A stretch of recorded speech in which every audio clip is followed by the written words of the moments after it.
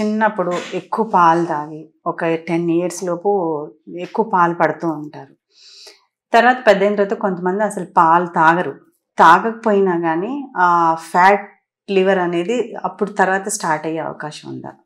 పాలకి ఫ్యాటీ లివర్కి సంబంధం లేదమ్మా. ఓకే. మిల్క్లో డైరీ ప్రోడక్ట్ అంతా గ్లూకోజే.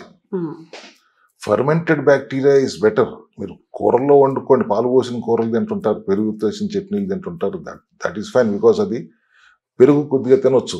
బట్ డైరెక్ట్గా మిల్క్ కంటిన్యూస్గా is not correct. Okay. But ఒక విచక్షణతో చేయండి, ఏ పనైనా విచ్చలవిడిగా చేయకండి.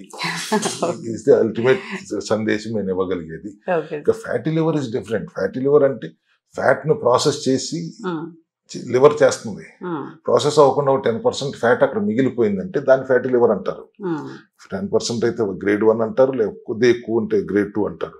అంటే లివర్ అంతా ఫ్యాట్తో నిండిపోయినట్టు కాదు, కొద్ది శాతం ఫ్యాట్ లివర్లో ఉండిపోయింది. 12 సెంటీమీటర్లు ఉండాల్సిన లివర్ 14 సెంటీమీటర్లు అయింది, లేదా 16 సెంటీమీటర్లు అయింది. అంటే షేప్ మారింది, సైజు మారింది.